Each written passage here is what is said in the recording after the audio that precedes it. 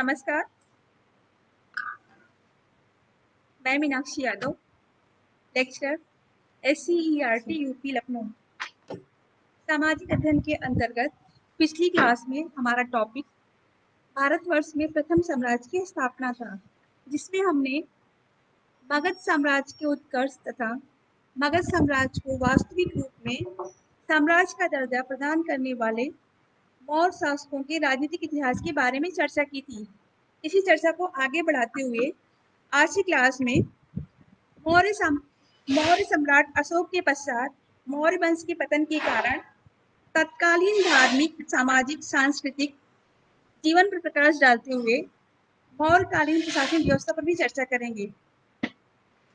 आज मेरी कोशिश होगी कि मौर्यन पीरियड किसी भी तरह से पूरा हो जाए। चलिए स्टार्ट करते हैं। मौर्य साम्राज्य के पतन के कारण से लगभग 3 शताब्दियों के उत्थान के पश्चात शक्तिशाली मौर्य साम्राज्य अशोक की मृत्यु के पश्चात विघटित होने लगा और विघटन की यह गति संगठन की अपेक्षा अधिक तेज थी। अंततोगत्वा 184 ईसा पूर्व के लगभग अंतिम मौर्य सम्राट बृहदत्त की उसके सेनापति पुष्यमित्र द्वारा हत्या के साथ इस विशाल साम्राज्य का पतन हो गया। मौर्य साम्राज्य का पतन किसी कारण विशेष का परिणाम नहीं था, अपितु विभिन्न कारणों ने इस दिशा में योगदान दिया।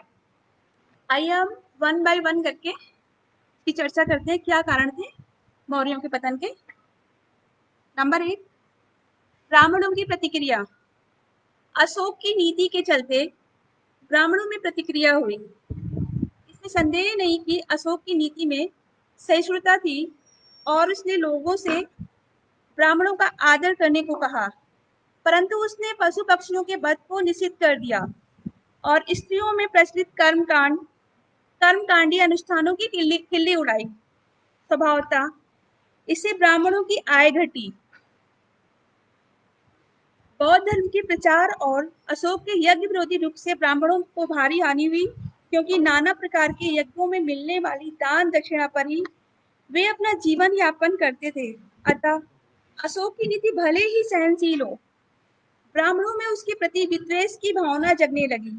वे वास्तव में ऐसी नीति चाहते थे जो उनके पक्ष में हो और उनके तत्कालीन हितों और विशेषाधिकारों को समर्थन करे। मौर्य साम्राज्य के खंडहार पर खड़े हुए कुछ नए राज्यों के शासक ब्राह्मण हुए।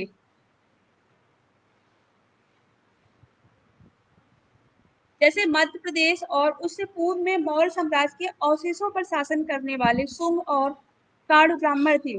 इसी प्रकार पश्चिम, दक्कन और आंध्र प्रदेश में शासन करने वाले सातवाहन भी ब्राह्मण थे। इन ब्राह्मण राजाओं ने वैदिक यज्ञ किए, जिसकी अशोक ने उपेक्षा की थी। मौर्य साम्राज्य के पतन का अगला कारण है वित्तीय संकट। सेना पर और प्रशासनिक अधिकारियों पर होने वाले भारी खर्च के बोझ से मौर्य साम्राज्य के सामने वित्तीय संकट खड़ा हो गया। जहां तक हमें मालूम है, प्राचीन काल में सबसे विशाल सेना मौर्यों की थी और सबसे बड़ा प्रशासन तंत्र उन्हीं का था। प्रजा पर तरह तरह के कर्ज सौंपने के बावजूद इतने विशाल ऊपरी ढांचे को बनाए रखना बड़ा ही कठिन हो गया था। लगता है अशोक ने बौद्ध भिक्षुओं को इतना दान दिया कि राजकोष खाली हो गया। अंतिम अवस्था में अपने खर्च को पूरा करने के लिए मौर्यों को सोने की देव प्रतिमाएं तक गलानी पड़ी। अगला कारण है दमनकारी शासन। मौर्य साम्राज्य के टूटने का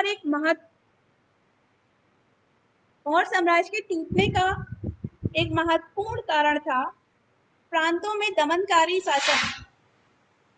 बिंदुसार के शासन काल में तक्षशिला के नागरिकों ने अधिकारियों के कुशासन की बड़ी शिकायत की थी। अशोक की नियुक्ति होने पर नागरिकों की शिकायतें दूर हुई, पर जब अशोक सम्राट हो गया तब फिर उसी नगर से वैसी ही शिकायतें आ गईं। अशोक के कलिंग अभिलेख से प्रकट होता है कि प्रांतों में हो रहे अत्याचारों से वह बड़ा चिंतित था। और इसलिए महामात्रों को आदेश दिया कि समुचित कारण के बिना वे नागरिकों को सताए नहीं।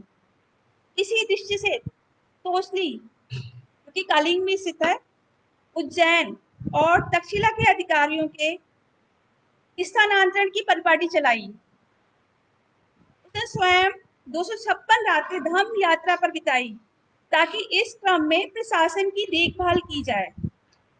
पर इतना सारा होने पर भी दूर के प्रांतों में दमन का अंत न हुआ और अशोक के राजकाल की समाप्त होते ही तक्षशिला में मौर्य साम्राज्य से स्वयं को पृथक कर लिया।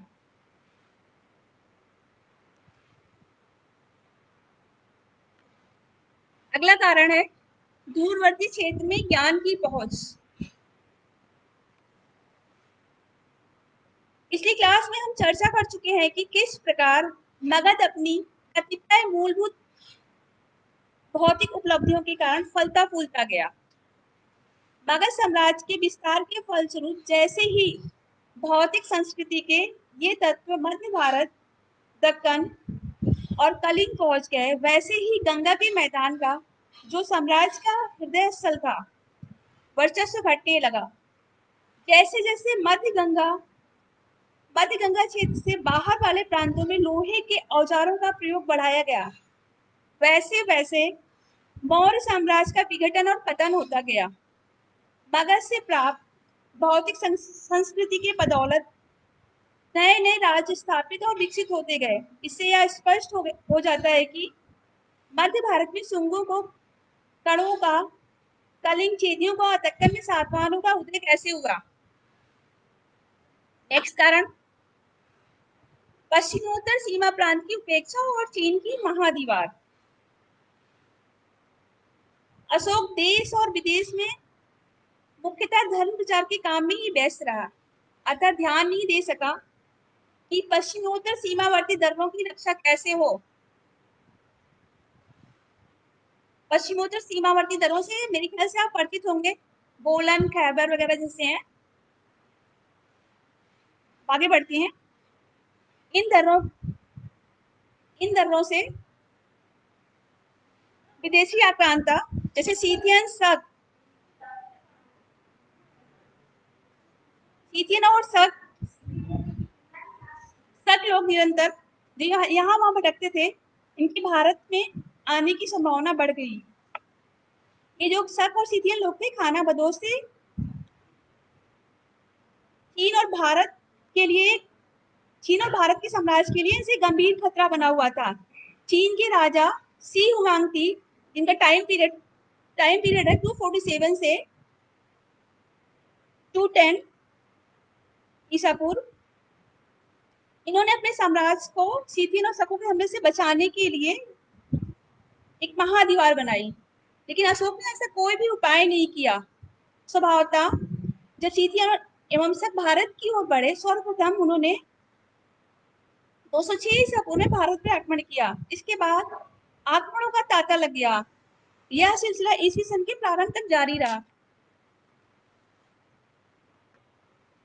मौर्य साम्राज्य को उस समय सुंग ने 184 ईसा पूर्व में अंतिम रूप से नष्ट कर दिया। ब्राह्मण होते हुए भी वह अंतिम मौर्य राजा बृहदत्त का सेनापति था। कहा जाता है कि उसने लोगों के सामने बृहदत्त को मार डाला और बलपूर्वक पाटलिपुत्र का राज सिंहासन हड़प लिया। सुंग वंशियों ने पाटलिपुत्र और मध्य भारत में शासन किया और ब्राह्मणीय जीवन पद्धति का पुनरारंभ दिखाने के लिए कई वैदिक यज्ञ किए। कहा जाता है कि उन्होंने बौद्धों को सताया भी। उनकी जगह कौरवंशी आए और वे भी ब्राह्मण थे। हमारा अगला टॉपिक है मौर्ययुगीन धार्मिक दशा।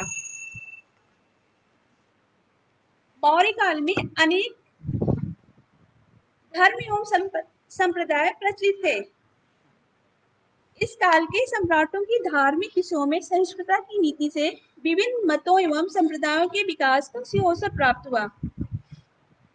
इस समय के मुख्य धर्म एवं संप्रदाय वैदिक, बौद्ध, जैन एवं आजीवक आदि थे। इनका संक्षिप्त परिचय हम वन बाय वन करके देंगे। पहला है हमारा ब्राह्मण धर्म। समाज के उच्च वर्गों में ब्राह्मण धर्म का बोलबाला था। अनेक वैदिक देवी देवताओं की पूजा होती थी तथा विविध प्रकार के यज्ञ किए जाते थे। चंद्रगुप्त प्रारंभ में ब्राह्मण धर्म का ही अनुयायी था। अर्थशास्त्र में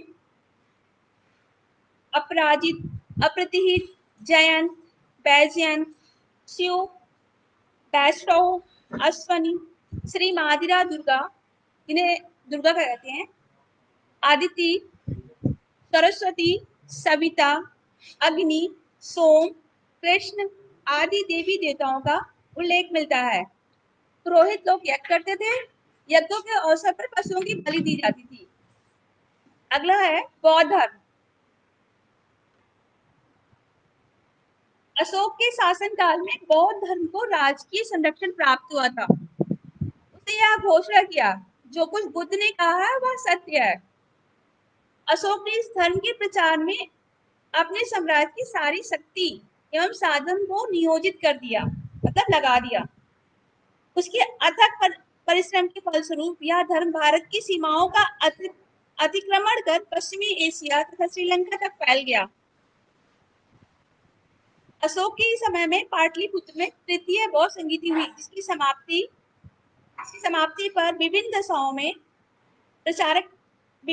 में प्रचारक मंडल भेजे गए। अगला धर्म है आजीवक तथा निर्गंध। आजीवक संप्रदाय की स्थापना मक्खली गोसाल ने की थी। वे बुद्ध एवं महावीर के समकालीन थे। सबसे पहले नए वीडियो को देखने के लिए आप हमारे चैनल को सब्सक्राइब करें और बेल आइकन को प्रेस करें, जिससे कि जब भी मैं नया वीडियो अपलोड करूं तो आपको उसका नोटिफिकेशन मिल जाए।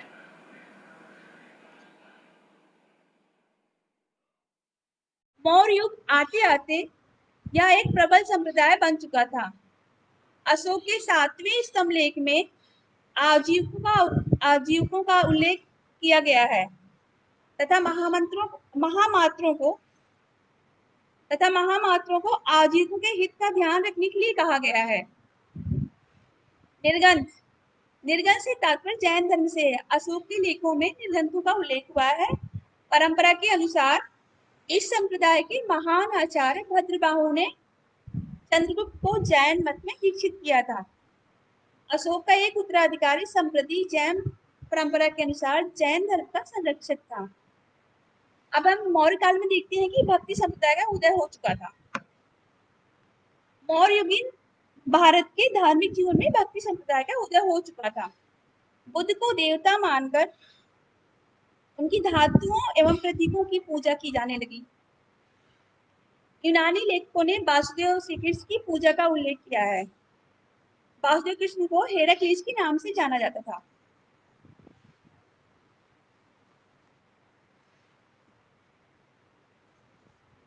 अगला टॉपिक है मौर्य युगीन प्रशासनिक व्यवस्था।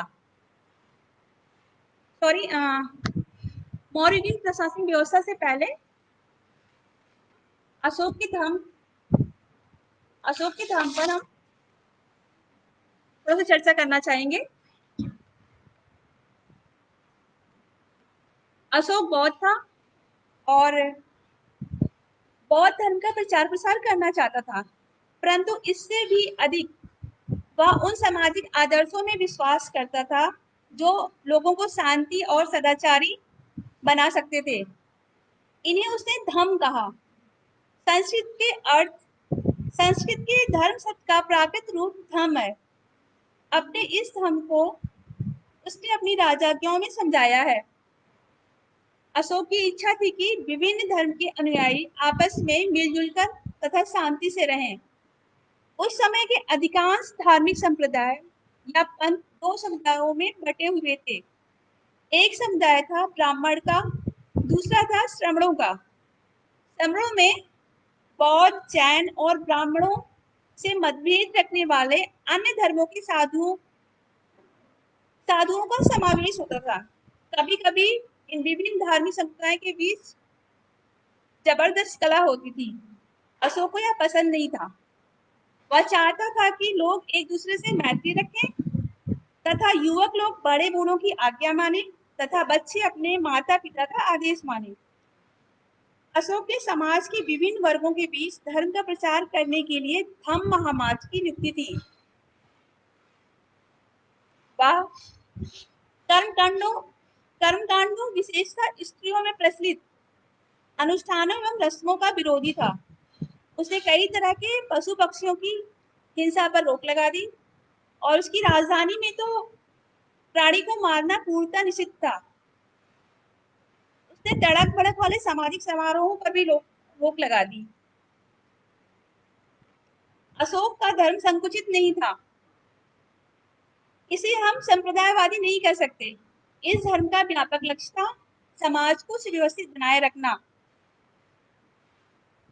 इसका उद्देश्य था कि लोग माता पिता की आज्ञा माने, ब्राह्मणों और बौद्ध ऋषियों का आदर करें तथा दासों और सेवकों के प्रति दया करें। यह उपदेश बौद्ध धर्म में पाए जाते हैं और ब्राह्मण धर्म में भी पाए जाते हैं। अशोक ने लोगों को जियो और जीने दो का पाठ पढ़ाया। उसने जीवों के प्रति दया और बांधवों के प्रति सद्व्यवहार की सीख दी। उसके उपदेशों का लक्ष्य था परिवार संस्था और तत्कालीन सामाजिक वर्ण व्यवस्था की रक्षा करना। वह बताता था कि जो लोग भला आचरण करेंगे वो स्वर्ग जाएंगे। उसने ऐसे कभी नहीं कहा कि निर्वाण प्राप्त करेंगे, जो कि बौद्ध धर्म का चरम लक्ष्य है। इस प्रकार अशोक के उपदेशों का उद्देश्य सहिष्णुता के आधार पर तत्कालीन समाज व्यवस्था को बनाए रखना था।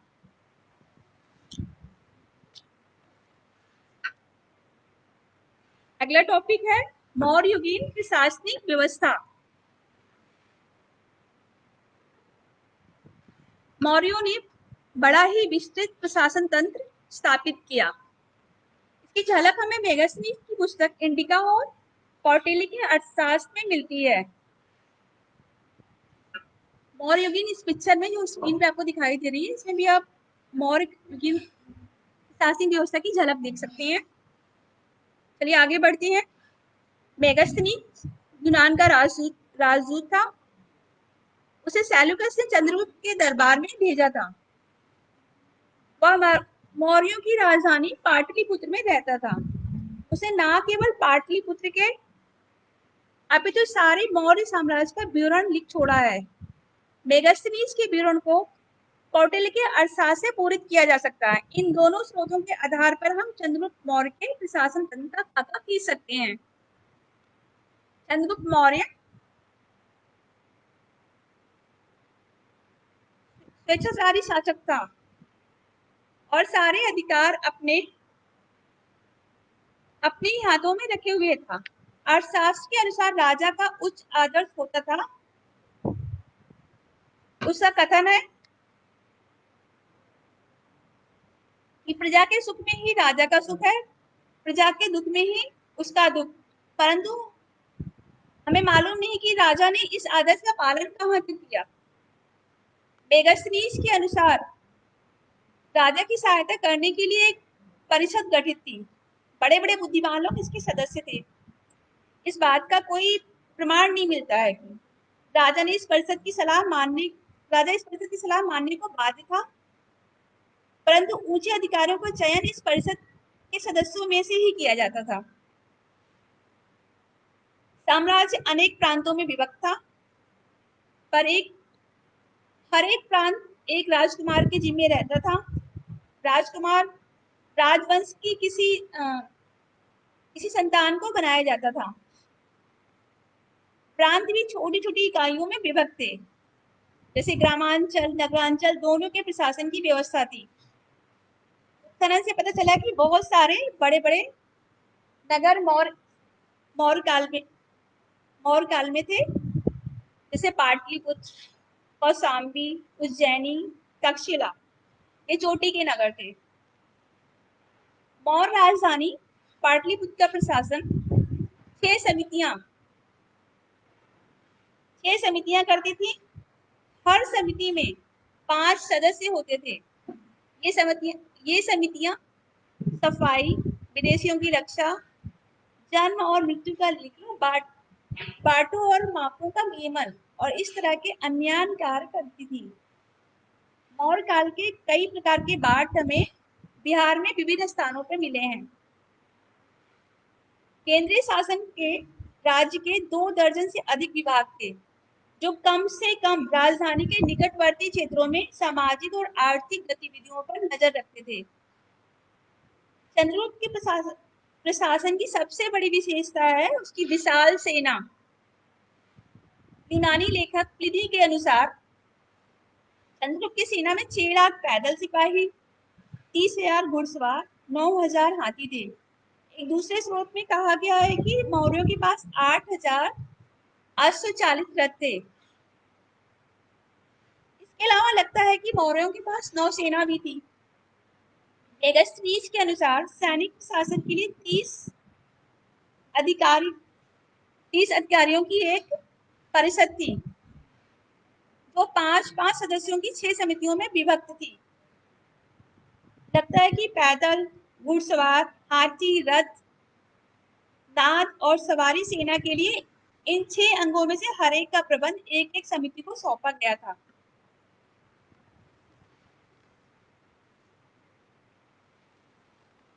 मौर्य सेना जो थी नंद सेना से लगभग तिगुनी थी। राज क्षेत्र और आय स्रोतों में बहुत अधिक वृद्धि होने की बदौलत ही ऐसा हुआ होगा। इतनी विशाल सेना पर होने वाले भारी खर्च की पूर्ति चंद्रगुप्त कैसे कर पाता था? आइए हम इस पर चर्चा करते हैं। यदि हम कौटिल्य के अर्थशास्त्र पर भरोसा करें तो लगता है कि सीमाओं के भीतर होने वाले लगभग सारे आर्थिक कार्यकलाप पर राजकीय नियंत्रण था। राजा ने खेतिहरों और शूद्र मजदूरों की सहायता से पड़ती जमीन तोड़कर कृषि को बढ़ाया। किसानों से वसूले गए कर उनकी उपज के चौथे हिस्से से छठे हिस्से तक होते थे। नगरों में बिक्री के लिए जो माल लाए जाते थे उन पर प्रवेश द्वार पर ही चुंगी ले ली जाती थी। इस प्रकार चंद्रगुप्त ने सुसंगठित प्रशासन तंत्र कायम किया और उसे ठोस वित्तीय आधार प्रदान किया। अशोक ने इसमें कतिपय सुधार किए। आइए हम अशोक ने जो सुधार किया उस पर चर्चा कर लेते हैं। बाकी ये चीजें चंद्रगुप्त मौर्य के शासनकाल जैसी थी। अशोक सबसे पहले नए वीडियो को देखने के लिए आप हमारे चैनल को सब्सक्राइब करें और बेल आइकन को प्रेस करें, जिससे कि जब भी मैं नया वीडियो अपलोड करूं तो आपको उसका नोटिफिकेशन मिल जाए।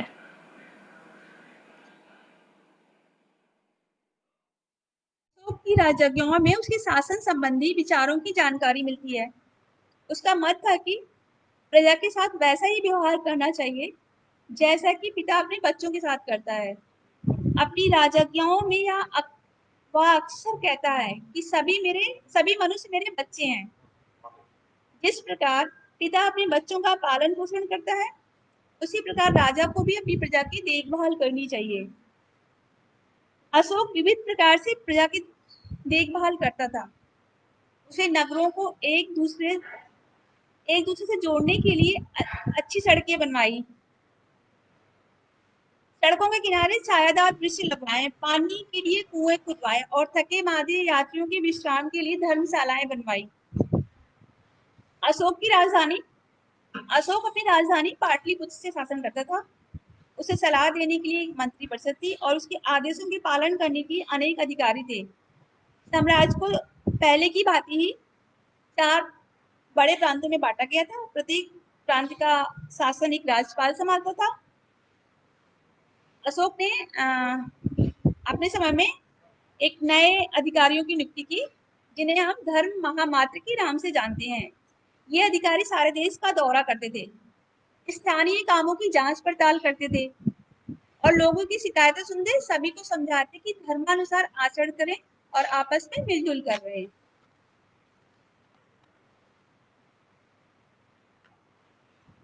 आगे बढ़ते हैं। हमारा अगला टॉपिक है मौर्यकालीन आर्थिक दशा।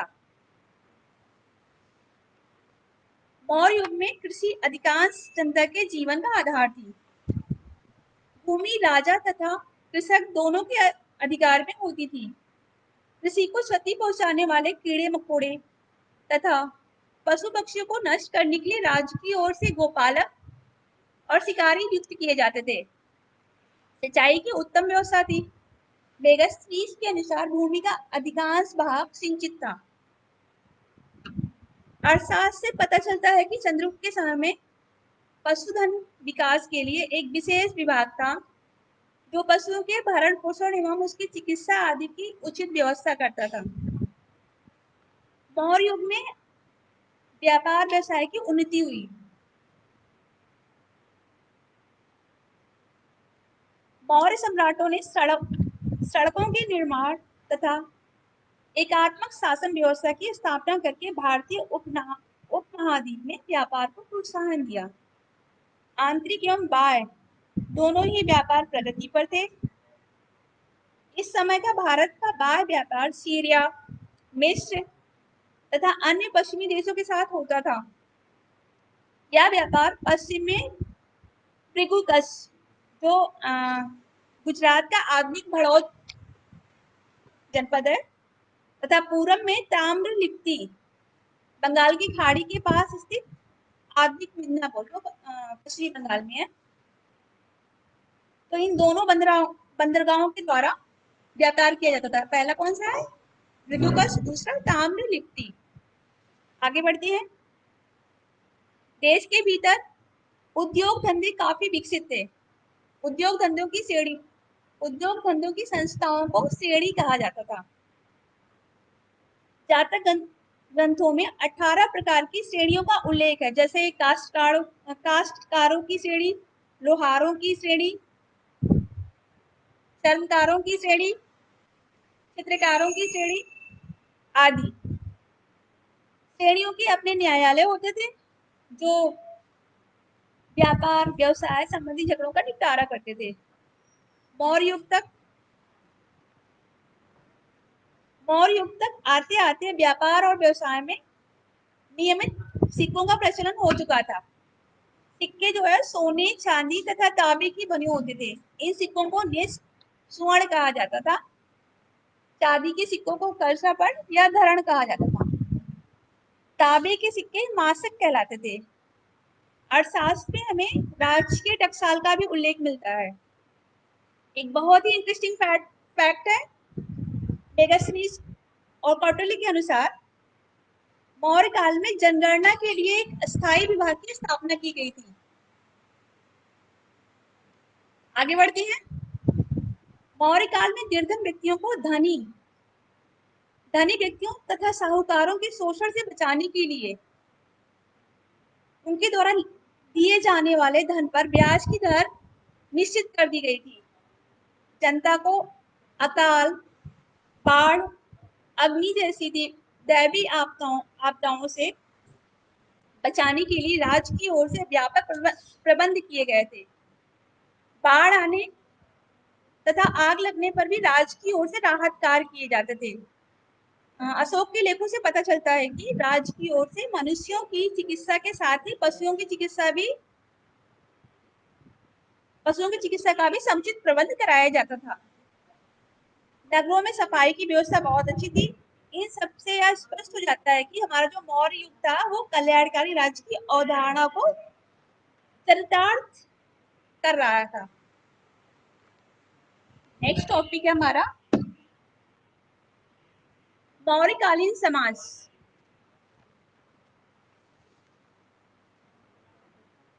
मौर्यकालीन समाज मौर्य काल तक आते आते वर्णाश्रम व्यवस्था को एक निश्चित आधार प्राप्त हो चुका था। वर्ण कठोर होकर जाति के रूप में बदल गए, जिसका आधार जन्म था। यूनानी लेखों के विवरण से जाति व्यवस्था के अत्यंत जटिल होने की सूचना मिलती है। मेगास्टीनिस ने भारतीय समाज में 7 वर्गों का उल्लेख किया है। पहला वर्ग है दार्शनिक, दूसरा कृषक, तीसरा पशुपालक, कारीगर, योद्धा, निरीक्षक और मंत्री। मेगास्टीनिस की इंडिका के विवरण के अनुसार अधिकतर लोग खेती करते थे। उनकी या तो अपनी भूमि होती थी या वे राजा की भूमि पर काम करते थे। वे गांव में सुखपूर्वक रहते थे। चरवाहे और गड़ेड़िए भी गांव में रहते थे। बुनकर, बढ़ई, लोहार, कुम्हार और अन्य कारीगर नगरों में रहते थे। उनमें से कुछ राजा के लिए काम करते थे, जबकि कुछ नागरिकों के इस्तेमाल के लिए चीजें तैयार करते थे। काफी अधिक लोग सेना में भर्ती थे। सैनिकों को अच्छा वेतन मिलता था और वे सुख चैन से रहते थे। मंत्री, अध्यक्ष और अन्य अधिकारी नगर तथा गांव दोनों में काम करते थे। किसानों, कारीगरों और सैनिकों की तुलना में ब्राह्मण, जैन तथा बौद्ध भिक्षुओं की संख्या बहुत कम थी, परंतु हर कोई उनका सम्मान करता था। वे राजा को कोई कर नहीं देते थे। आई थिंक आप लोग बोर नहीं हो रहे होंगे। ये फैक्ट पे आधारित नहीं है, आज का टॉपिक ज्यादातर कॉन्सेप्ट पे आधारित है। आगे बढ़ते हैं। मौर्यकालीन भाषा तथा साहित्य। मौर्य काल में साधारण जनता की भाषा, इसको हम पहले ही बता चुके हैं। जो हमारे मौर्य काल में जनता की भाषा थी वो प्राकृत थी, और अशोक ने अपने अभिलेख भी इसी भाषा में उत्कीर्ण करवाए हैं ताकि लोग समझ सकें, ज्यादा से ज्यादा लोग समझ सकें। अशोक के अभिलेखों में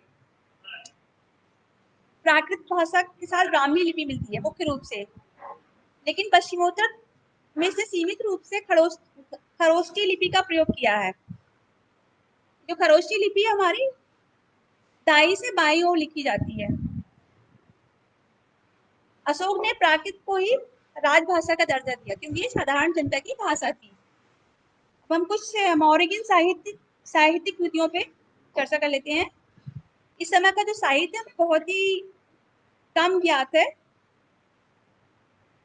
परंपरा के अनुसार जो है मोगलीपुत्र ने कथा वस्तु नामक एक ग्रंथ लिखा है, जो अभिधम पिटक का ही एक पार्ट है। और जैन जो हमारे थे, जैन सन्यासी थे भद्रबाहु। भद्रबाहु ने कलसूत्र लिखा हुआ है। कौटिल्य की अर्थशास्त्र हम पिछली क्लास में बात कर चुके हैं। कौटिल्य ने अर्थशास्त्र लिखी थी, जिससे हमें हिंदू राजतंत्र के बारे में जानकारी मिलती है। आगे बढ़ती हैं। आज का हमारे लास्ट टॉपिक है मौर्यकालीन कला तथा स्थापत्य। कला और स्थापत्य के क्षेत्र में मौर्य युग में ही सुसंगठित क्रियाकलाप के दर्शन होते हैं। मौर्य युग के पूर्व कलात्मक वस्तुओं के निर्माण में लकड़ी, मिट्टी एवं ईंटों, घास फूस आदि का प्रयोग होता था। इसी कारण वे वस्तुएं हमें मिलती नहीं है। मौर्यों ने सर्वप्रथम कला के क्षेत्र में पाषाण का प्रयोग किया, जिसके फलस्वरूप इनकी काल की कृतियां चिरस्थायी हो गईं। मौर्यकालीन कला को हम दो भागों में बांट सकते हैं। पहला है दरबारी या राजकीय कला, इसमें सम्राटों द्वारा बनाए गए स्मारक जैसे राजप्रसाद, स्तंभ, गुहा विहार, स्तूप आदि आते हैं। दूसरा है लोक कला, जिसमें स्वतंत्र कलाकारों द्वारा लोक रुचि की वस्तुओं का निर्माण किया गया, जैसे यक्ष और यक्षिणी की प्रतिमाएं। ये चित्र आप देख रहे हैं नीचे, यक्ष और यक्षिणी की प्रतिमाएं।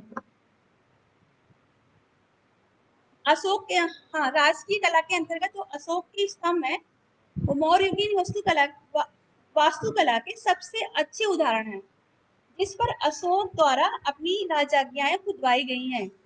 ये स्तंभ जो है, थोड़ा सा इस पर हम चर्चा कर लेते हैं। ये स्तंभ बलुए पत्थर से निर्मित है। इन्हें एक ही पत्थर को तराश कर बनाया गया है।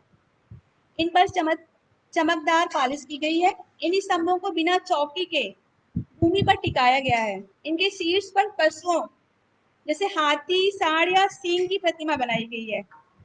अशोक के सारनाथ के स्तंभ के सिरे पर आप चित्र में देख सकते हैं। अशोक के सारनाथ के स्तंभ के सिरे पर 4 सिंह बनाए गए हैं। 1947 में जब भारत स्वतंत्र हुआ तो इन 4 सिंहों की बनावट को भारत के राज चिन्ह के रूप में अपनाने का निर्णय लिया गया।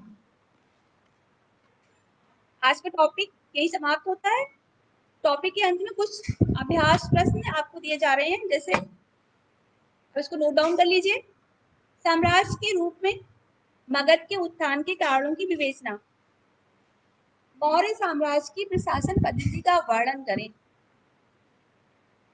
सम्राट अशोक का मूल्यांकन करें, मौर्य साम्राज्य के पतन के कारण का विश्लेषण करें। और एक प्रोजेक्ट कार्य है, भारत के मानचित्र में उन स्थानों को अंकित करें जहां अशोक के अभिलेख पाए गए हैं। इसी के साथ आपकी टॉपिक समाप्त होता है। अगली क्लास में हम मौर्यों के पश्चात गुप्त शासकों के पहले के काल पर संक्षेप में चर्चा करने के साथ गुप्त काल के बारे में विस्तार से चर्चा करेंगे। धन्यवाद।